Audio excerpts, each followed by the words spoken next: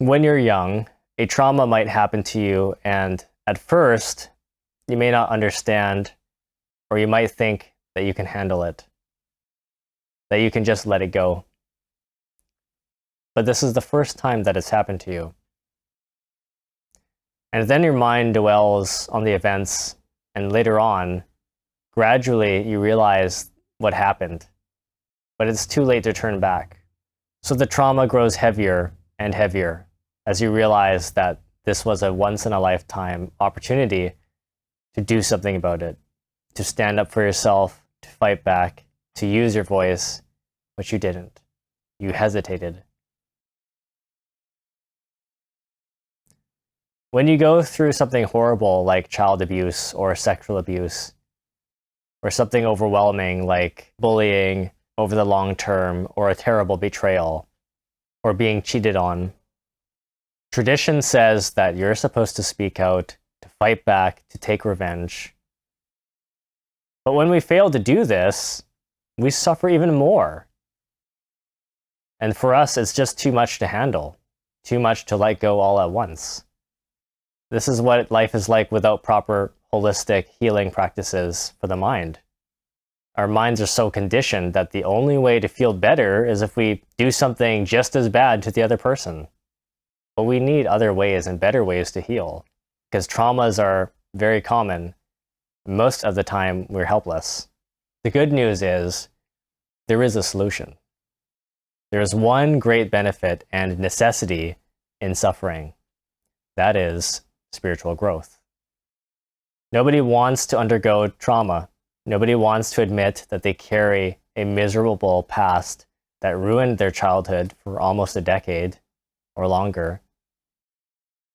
But remember, the only way to progress spiritually, the only way to grow the conscience, is to remove the conditioning that it carries. And that process is always painful. Any creature or soul with a conditioned mind, with ego, carries karma. And when we pay that karma, we do so through suffering. This is something we should be grateful for. The Buddha said that all pain comes from desire, and all happiness comes from serving others. For many lifetimes, we have put energy into motion by feeding desire. So that's why we feel the consequences of our previous actions. His Holiness the Dalai Lama interviewed a monk who was exiled from Tibet after the Chinese had invaded. This monk was imprisoned for 15 years and beaten and tortured. He went through the conflict and struggles of that time and place. The Dalai Lama asked, "What was your greatest danger when in prison?" And the monk's response was, "Losing my compassion for the Chinese." So you can imagine how devoted he was to maintaining upright view and love and compassion for others in such a treacherous time of his life. And somewhere in the interview, Dalai Lama said to the monk that it would have been easier to practice spirituality in that prison than to practice here at home at the meditation retreat.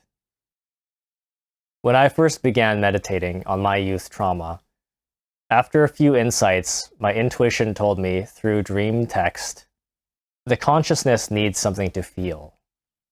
And Master Samael explained a similar thing. A mind that is at service of one's real being results in an effective instrument. The mind is made to be receptive, not as an active instrument.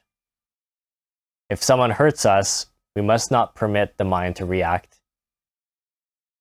Wish that there will always be someone who can hurt us in our feelings daily, so we can in that way train our mind better to be passive. The more insults we receive, the better for our training. Keep in mind, the pain of paying karma doesn't last very long. When you compare it to the millions of lives you've already lived, enlightenment can be attained in one life after all.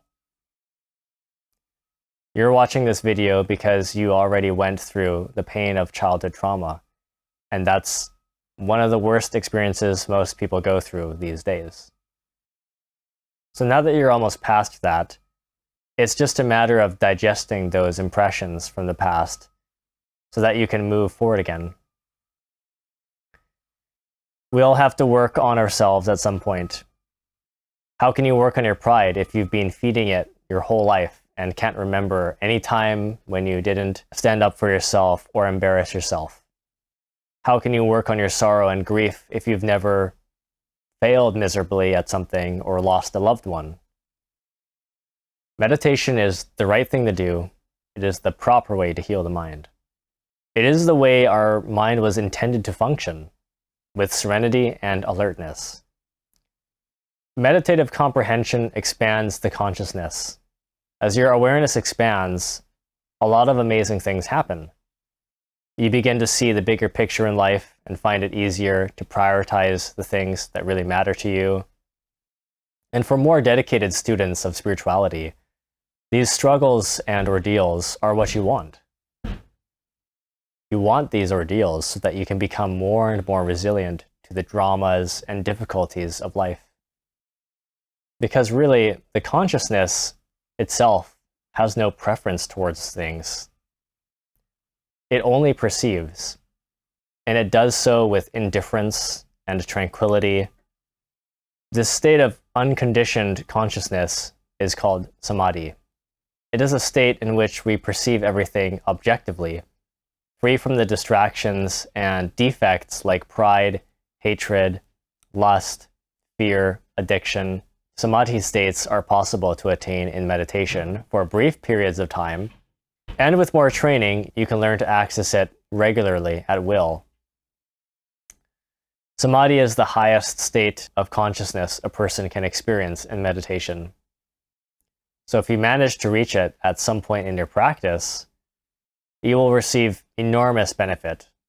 Your perception and understanding will be impeccable. Everything in your life will make sense, and you will rapidly accelerate your healing.